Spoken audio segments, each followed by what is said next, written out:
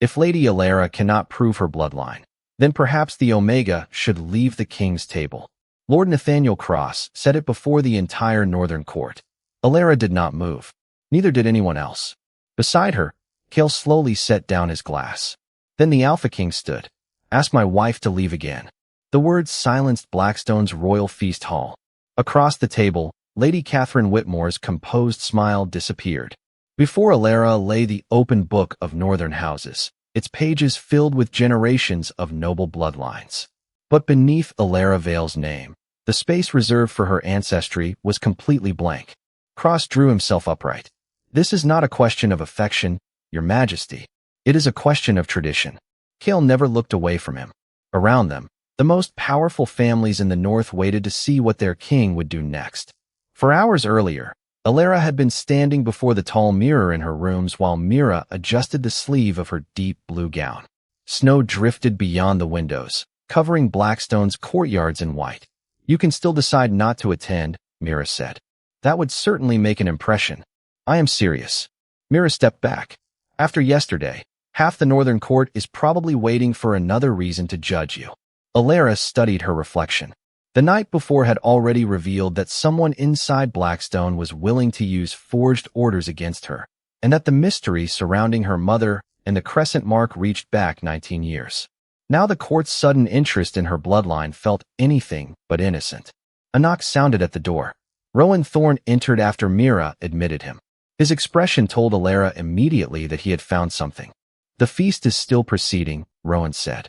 But 3 northern families requested that the Book of Houses ceremony be restored to tonight's program.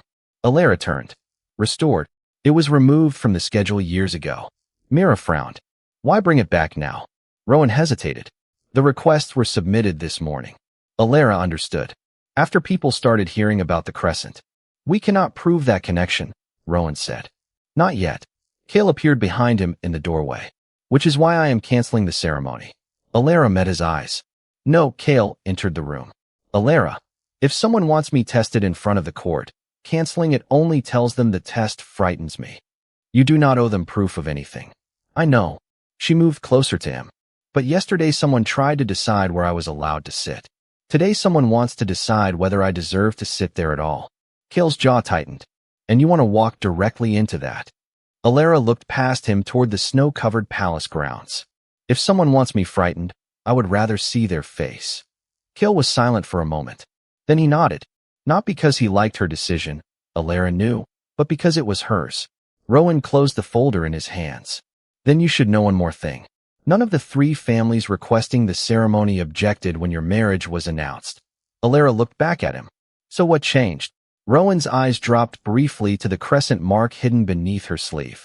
That is what I think tonight's feast is meant to discover. By 7 that evening, the royal feast hall looked as though Blackstone had gathered every symbol of northern power beneath one roof. Silver candelabras stretched along the tables. Winter roses filled crystal bowls, and banners from the oldest pack houses hung between towering stone columns. Alara entered beside Cale with her hand resting lightly on his arm. Conversations softened as they passed. Some guests bowed. Others simply watched. Alara recognized the difference. Curiosity felt open. Judgment lingered. You can still change your mind, Cale said quietly. About attending? About allowing the ceremony. Alara glanced at him. You have asked me that 3 times.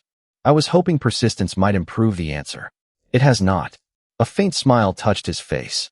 I noticed. They reached the head table, where Rowan waited near Cale's chair. He leaned closer before they Saturday. The 3 families who requested the Book of Houses ceremony are all here. Cross, Whitmore, and Ashford. Anything connecting them? Cale asked. Nothing recent. Their estates are hundreds of miles apart, and they rarely vote together in council.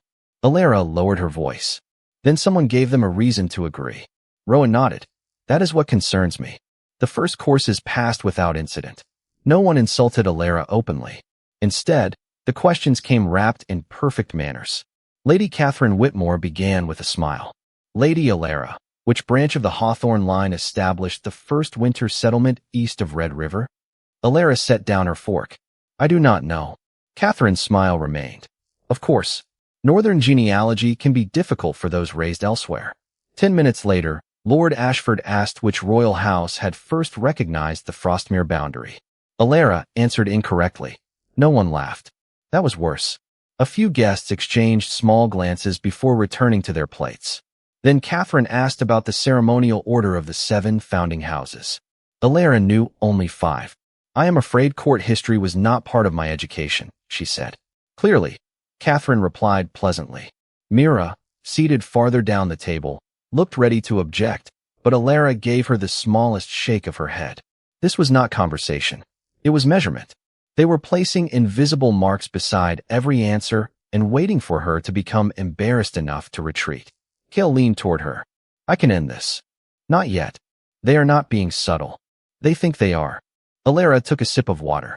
Across the table, Catherine was watching her carefully. They do not want me angry, Alara whispered. They want me ashamed. Kale's eyes moved toward Catherine. They may be disappointed. That depends on what comes next. As if summoned by the thought, the doors opened and 2 attendants entered carrying a massive leather-bound volume between them. The Book of Northern Houses. Conversation faded. Lord Nathaniel Cross rose from his chair. He was an older alpha with silver at his temples and the patient confidence of a man accustomed to being listened to.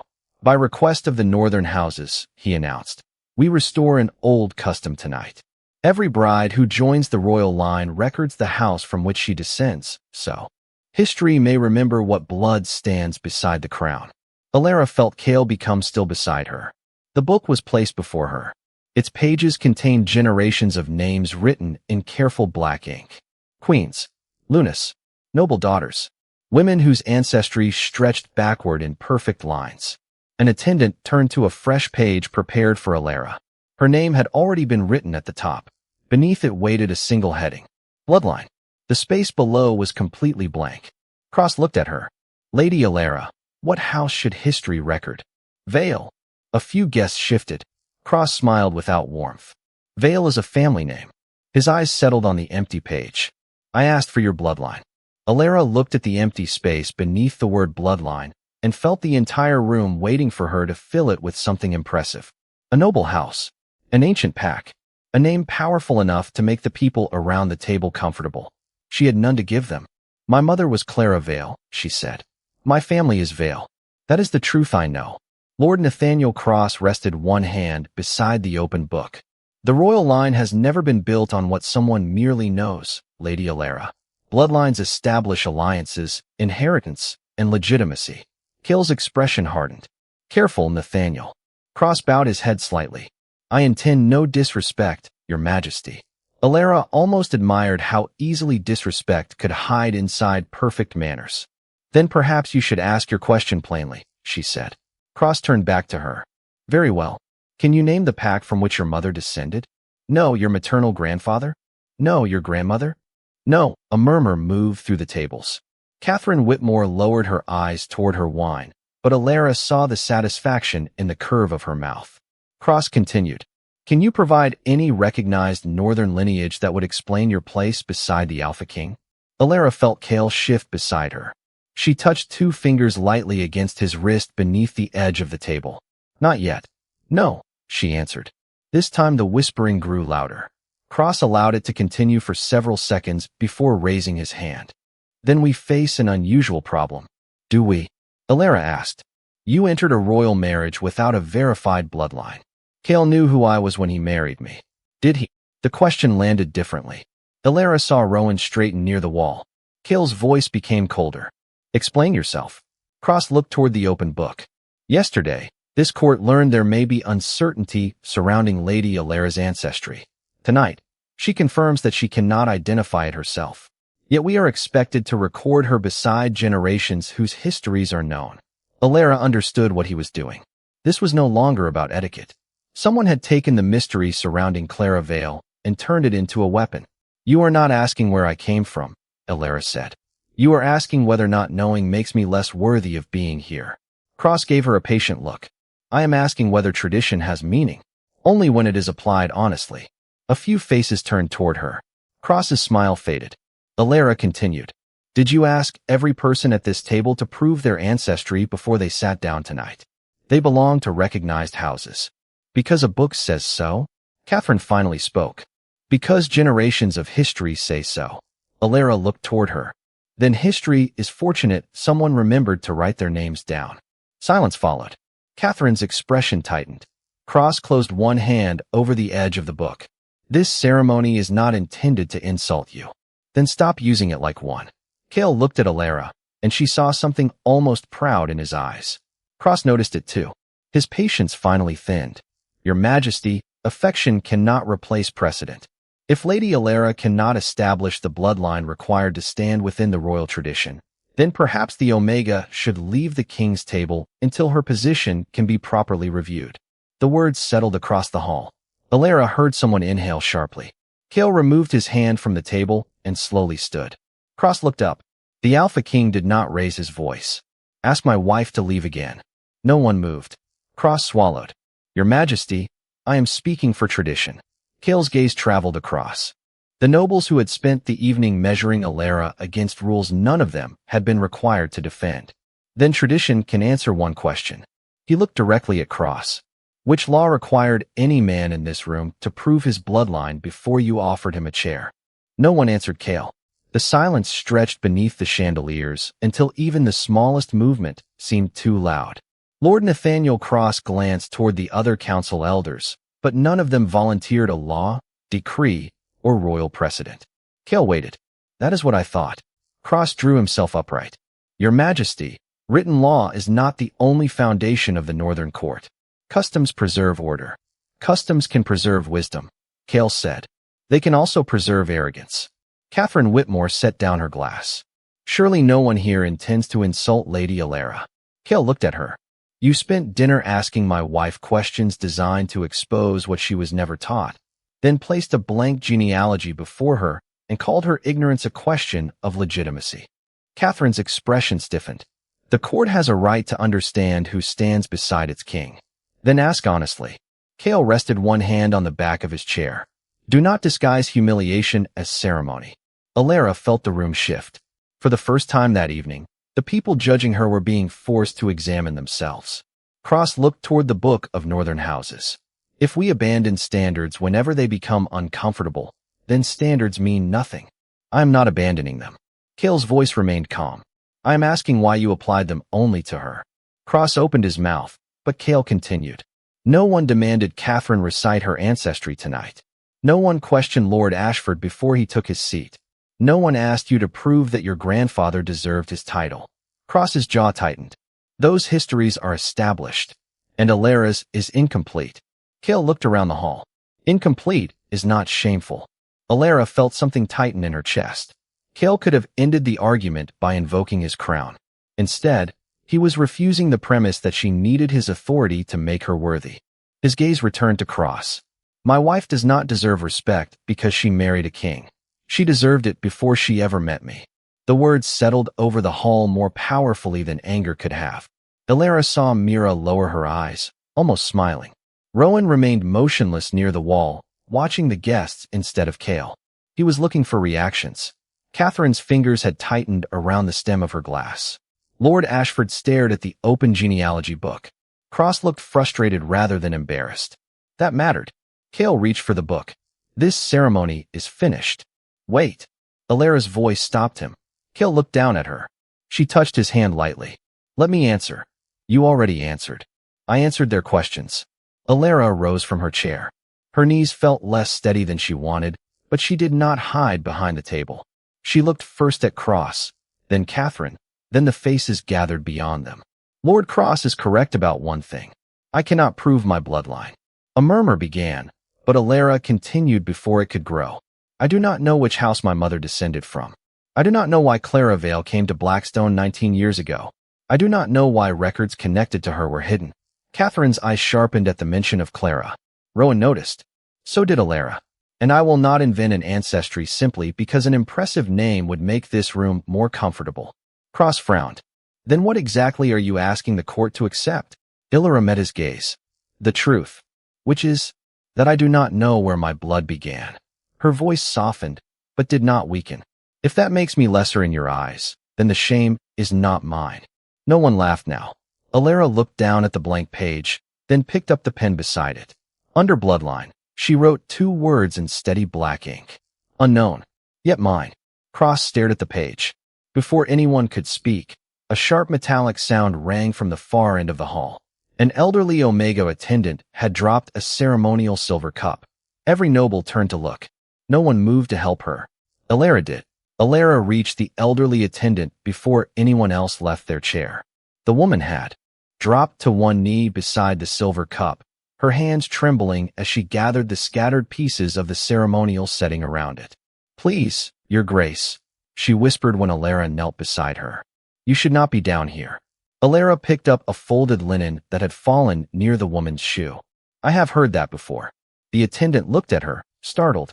For a moment, Alara thought of Grace and the basket of linens that had started yesterday's humiliation. Different room, different servant. Same belief that kindness somehow became improper when offered downward. "What is your name?" Alara asked. "Eleanor Hayes, Your Grace." "Are you hurt, Eleanor?" "No, only embarrassed." "Then we can fix one of those things." Alara reached for the cup. Catherine Whitmore's voice came from the table. "Lady Alara." Alara looked over her shoulder. Catherine's expression carried the same careful disapproval she had worn all evening. A royal bride should not kneel to a servant during a formal ceremony. The room became quiet again. Alara looked at Eleanor, then back at Catherine. "I did not kneel to her." She picked up the last piece of linen and placed it beside the cup. "I knelt beside her." No one answered. Kale remained standing near his chair. He did not interfere. Alara understood why. This moment belonged to her. Eleanor reached for the ceremonial cup, but the instant her fingers touched its base, she froze. The color left her face. Where did this come from? Alara followed her gaze. The cup was heavier than an ordinary serving vessel, made of dark silver with a narrow band of engraved winter branches around its rim. "It was brought with the feast settings," one attendant said. Eleanor shook her head. "No, this should not be here." Rowan moved away from the wall. "Why?" Eleanor looked toward Kale before answering. "I served in the royal household when King Aldrich was alive. I remember this cup." Kale approached. "What do you remember?" Eleanor swallowed. "It belonged to a private ceremonial collection. His Majesty ordered the collection sealed nearly 19 years ago." Alara felt the number before she understood it. 19 years.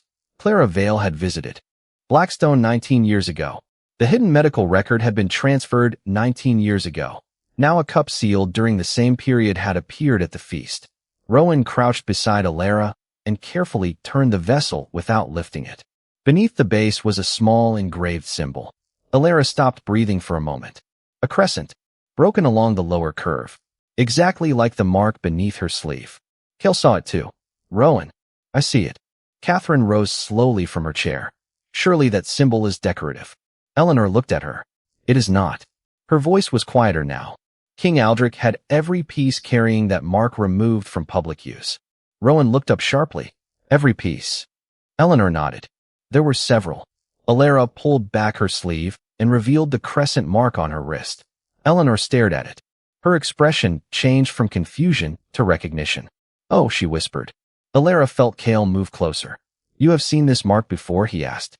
Eleanor did not answer immediately. Her eyes remained fixed on Alara's wrist. "Not on a person," she finally said. "Only in the old royal collection." Rowan stood. "Who ordered this cup brought to the feast tonight?" No attendant answered. The head steward hurried toward a service ledger near the wall and opened it. The ceremonial vessels were selected according to the written feast instructions. Rowan held out his hand. The steward gave him the ledger. Rowan scanned the page, then stopped. His eyes lifted toward Alara. This was not selected for the feast. Kale's voice became very quiet. "Explain." Rowan turned the ledger toward him. "Someone added a separate instruction after the original service order was approved." Alara looked at the handwritten line. It contained only 8 words. "Serve the crescent cup to the king's bride." For several seconds, the handwritten instruction seemed more unsettling than any insult Alara had heard that evening. "Serve the crescent cup to the king's bride." Rowan examined the service ledger without touching the added line. Who had access to this after the original feast order was approved? The head steward looked uneasy. Senior household staff, the ceremonial attendants, and anyone carrying authorization from the council office. How many people? At least 12.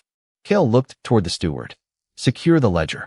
No one alters a page, removes a document, or leaves the palace staff wing until Rowan has spoken with them. Yes, Your Majesty. Alara remained beside Eleanor, her attention fixed on the dark silver cup. If someone wanted me to receive it, why let Eleanor carry it? The elderly attendant shook her head. I was not assigned to you, Your Grace. I was told to replace another attendant less than an hour before dinner. Rowan looked at her. Who told you? A written change was left at the service station. Do you still have it? I believe so. Rowan sent an officer to retrieve it. Cale crouched beside the cup, careful not to touch the engraved crescent. Someone changed the service order, changed Eleanor's assignment, and brought a sealed royal object into this room. Alara looked around the feast hall. Guests who had spent the evening judging her ancestry were now watching a mystery unfold at their own table. Then the humiliation may have been useful to them, she said. Cale turned toward her. How? Everyone was watching me. Alara looked at the Book of Northern Houses, still open beside her chair. They knew I would be the center of attention. If I received a strange cup during an ordinary dinner, Rowan might notice. Tonight, every unusual thing could be dismissed as part of an old ceremony. Rowan nodded slowly. And if the cup reacted to you somehow, the entire Northern Court would witness it. Catherine Whitmore stood several feet away. Reacted. Alara saw genuine uncertainty in her face. You requested the book ceremony, Alara said. Catherine stiffened. Along with 2 other houses. Who suggested restoring it? No one. We received a copy of an old council memorandum stating that the ceremony had been omitted improperly from royal marriage protocol. Rowan's attention sharpened. Another memorandum? Catherine looked toward him. It carried the council seal. Cale and Alara exchanged a glance. After 2 forged documents in less than 48 hours, neither needed to say what. They were thinking. Cross stepped forward. Mine arrived yesterday morning. Lord Ashford rose farther down the table. So did mine. Rowan asked, from whom? Cross frowned. The council records office. Which office? Cross could not answer. Alara felt the pattern becoming clearer. Someone had not simply arranged for her humiliation. They had created the conditions that made powerful people believe the humiliation was tradition. Cale looked toward the nobles. This feast is over. Alara touched his arm. Not yet. His eyes met hers. Alara, if someone brought this cup here for me, leaving now gives them what they wanted without telling us why. We do not know what the cup does. Then we do not use it. She looked at Eleanor. But we examine it. Rowan carefully lifted the vessel with a clean linen cloth and carried it toward a side table beneath the nearest chandelier. Eleanor followed slowly. There may be something beneath the inner rim, she said. King Aldrich sometimes had private inscriptions placed where they could not be seen during ceremony. Rowan angled the cup toward the light. Nothing appeared. Alara stepped closer. The candle flame reflected across the dark silver, warming its surface. Then faint letters began to emerge along the inner rim. Rowan went completely still. There is writing. Cale moved beside Alara. What does it say? Rowan rotated the cup until the full inscription became visible. His eyes lifted toward Alara before he read it aloud. For Clara's daughter, when she finally sits beside him. Alara heard her mother's name, and the feast hall seemed to disappear around her. For Clara's daughter, when she finally sits beside him. The inscription was not a warning written by someone guessing at the future. It sounded like a message left for a moment that someone had expected to arrive. Cale stood close enough that Alara could feel the quiet steadiness of his presence, but he did not reach for her or speak for her. 19 years, she said. Rowan nodded. If Eleanor remembers correctly, this collection was sealed during the same period your mother visited Blackstone. Eleanor looked troubled. I remember the order because it was unusual. King Aldrich personally instructed the household that the marked pieces were never to appear at public ceremonies. Alara looked at the broken crescent beneath the cup. Did he say why? No, Your Grace. Did you ever see my mother? Eleanor hesitated. I do not know. Alara studied her face. That is not the same as no. Eleanor lowered her eyes. There was a young woman here that winter. She was not introduced to the court. I saw her twice in the West Gallery with King Aldrich's private secretary. Cale's attention sharpened. What did she look like? Dark brown hair. Quiet. Frightened, perhaps. Eleanor looked apologetically at Alara.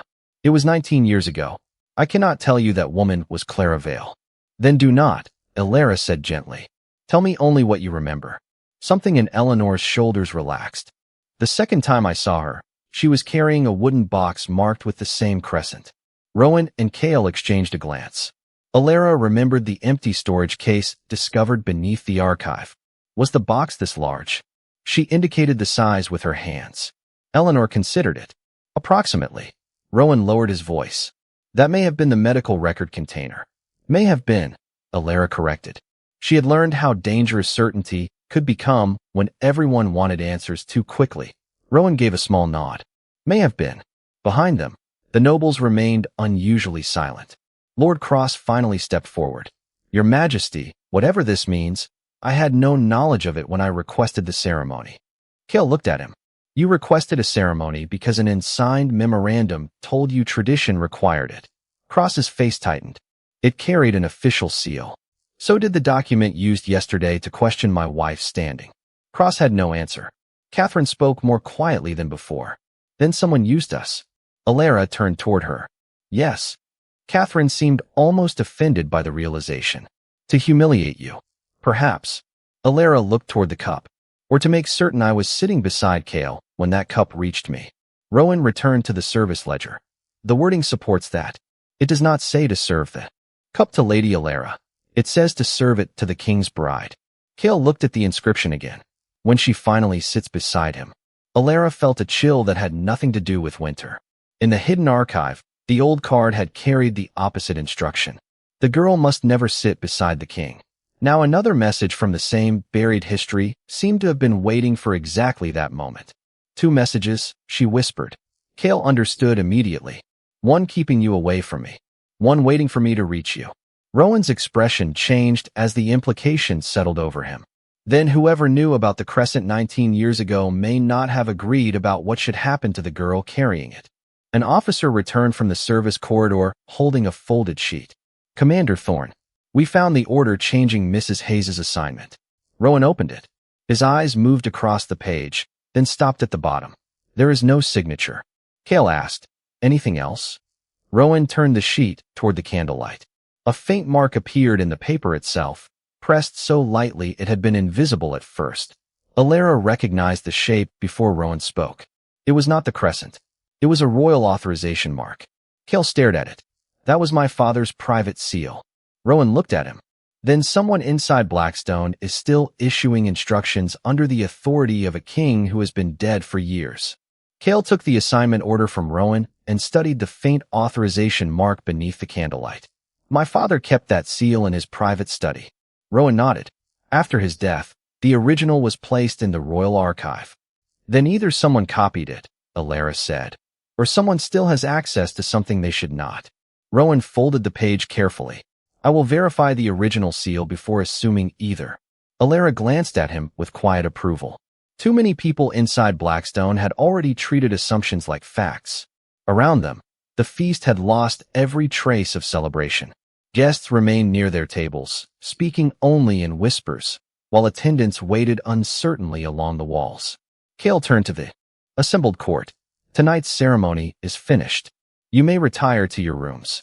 Rowan will speak with anyone connected to the feast arrangements before morning. Lord Cross looked uncomfortable. Your Majesty, if forged council instructions were sent to northern houses, we should be informed of what you discover. You will be informed of what concerns the council. Cale's gaze moved briefly toward Alara. What concerns my wife's private history will remain hers unless she chooses otherwise. Alara felt the significance of that distinction. Cale could have claimed the mystery as royal business. Instead, he had returned ownership of it to her. Catherine approached before leaving. For the first time that evening, there was no polished amusement in her expression. Lady Alara. Alara waited. Catherine glanced toward the Book of Northern Houses. I believe the ceremony was legitimate. I believe you. Catherine seemed surprised. Then you forgive what happened? Those are different things. Alara held her gaze. Someone may have given you the opportunity, Lady Catherine. They did not choose what you did with it. Catherine absorbed the words without answering. Then she lowered her head and walked away. Within 20 minutes, the hall had nearly emptied. Eleanor remained with Rowan while he recorded everything she remembered about the sealed collection. Mira joined Alara near the head table. Are you all right? I do not know yet. Alara looked at the genealogy book. Her words remained visible on the page. Unknown. Yet mine. Mira followed her gaze. Do you regret writing it? No, Alara closed the book gently. I regret that I spent so many years believing not knowing was something I should hide. Rowan approached carrying the service ledger, Eleanor's assignment order, and a separate inventory sheet. We have another problem. Kale looked up. What now? I checked the ceremonial inventory against the archive register. Rowan placed the sheet on the table. The crescent cup is listed as still sealed in the West collection. Alara frowned. Then whoever removed it never recorded the transfer. Correct. But access to that collection requires 2 keys. Who holds them? Kale asked. One remains with the royal archivist. The second is kept in the king's private records cabinet. Kale's expression changed. My cabinet has not been opened tonight. I know. Rowan pointed to a notation near the bottom of the inventory. That is why this matters. The cup was inspected 3 months ago during the annual archive review. It was still there. Alara looked toward the dark silver vessel. 3 months ago was before our marriage. Yes. Rowan lowered his voice. So whoever arranged tonight could not have removed it 19 years ago and simply waited. Someone accessed the sealed collection recently. Kale looked toward the doors through which the last guests had departed. Someone inside Blackstone. Alara thought of Evelyn Mercer, the false identity, the forged memoranda, and the instructions carrying a dead king's authority. Or someone who knows Blackstone well enough to make us think they are inside. Rowan considered that. Possible. Eleanor suddenly spoke from the side table. Commander, there is something else about the collection. Everyone turned toward her. King Aldrich did not seal those cups because of the crescent symbol. Kale stepped closer. How do you know? Eleanor looked at Alara. Because I was present when he gave the order. Her voice trembled slightly with memory. He said the marked pieces had to disappear before the Northern Court learned who they had been made for. Alara felt the room become still. Who were they made for? Eleanor shook her head. He never said. Rowan looked down at the inventory again, then suddenly turned the page over. A faded handwritten note appeared on the back. His eyes narrowed. Perhaps someone did. He brought the sheet closer to the candle. Beneath the old inventory numbers, a single line had been written 19 years earlier. Reserved by order of King Aldrich for the crescent heir. The words crescent heir seemed to change the meaning of everything Alara had learned since arriving at Blackstone. She stared at the faded notation while Rowan held the inventory beneath the candlelight. Heir to what? She asked. No one answered. Kale looked toward Eleanor. Did my father ever use that name in your presence? Never, Your Majesty. Eleanor hesitated.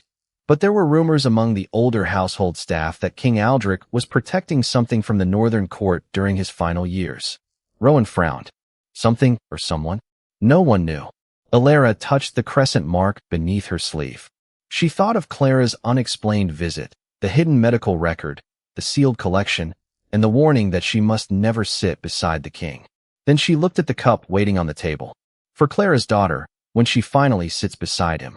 2 messages from the same buried history, pointing in opposite directions. One person wanted me kept away from Kale, she said. Another expected me to reach him. Rowan nodded. Possibly. Alara glanced at him. Possibly, she repeated, accepting the correction before certainty could outrun evidence. Kale studied the inventory. We need to know who wrote this notation. The handwriting may be traceable, Rowan said. King Aldrich's private archive contains correspondence from his secretary, physicians, and senior advisors. Start there. Rowan gathered the records, but Alara stopped him. And the feast instructions? I will compare the paper, ink, handwriting, and authorization mark with everything we recovered from Evelyn Mercer's office and the forged memoranda. Good. Kale looked toward Eleanor. You will have protection tonight. Eleanor's eyes widened. Your Majesty, I do not think I am in danger. Neither did my wife when she arrived here. His voice carried no anger, only certainty. Until we understand who is moving these records through my palace, I would rather be cautious. Eleanor bowed her head. After Rowan escorted her from the hall, Mira followed to help arrange a room near the guarded east wing. Alara and Kale remained alone beside the long table. The candles had burned low. Beyond the tall windows, snow covered the courtyard in silver. Alara looked at the chair beside Kale's. Yesterday, someone had removed her name from it. Tonight, someone had used an entire court ceremony to make her defend her right to remain there. Do you regret letting the feast continue? Cale asked. Alara considered the question. I regret that they tried to make ignorance feel like shame. That was not what I asked. She looked at him. No, Cale waited. Because now we know the ceremony was not only about humiliating me. Someone needed me publicly seated beside you. Someone needed that cup brought to me. And someone knew enough about the court to make everyone else believe it was tradition. Cale looked toward the inscription.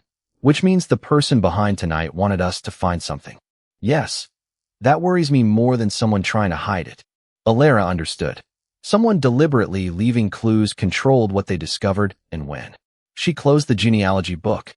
Then we stop following the path exactly where they place it. Cale's gaze returned to her. What do you suggest? We find the one thing no message has told us to search. Before Cale could ask what she meant, Rowan returned carrying a narrow leather folder. His expression was different now. Not alarmed. Stunned. I found the handwriting. Cale straightened. Whose? Rowan placed an old letter beside the inventory. The same distinctive curves appeared in the capital letters. Your father's royal physician, Dr. Samuel Hart. Alara looked at the signature. Was he connected to Clara? According to this file, he examined a private patient 19 years ago under King Aldrich's direct order. Rowan opened the folder. The patient's name was removed, but the physician recorded one identifying feature. Alara already knew. A crescent. Rowan nodded. And one more thing. He turned the page toward them. Dr. Hart wrote that the patient was carrying a child. Alara went completely still. Rowan's voice softened. The examination happened during Clara Vale's stay at Blackstone. Cale looked at Alara, but she could not look away from the record. If that unnamed patient was Clara Vale, then her mother had arrived at Blackstone carrying a child no one wanted the Northern Court to know about. King Aldrich had hidden the medical file. Somewhere in his private inventory, he had reserved a royal collection for someone called the Crescent heir. And for the first time, Alara understood that the greatest mystery might not be why her mother had come to Blackstone 19 years ago. It was who the unborn child had been meant to become.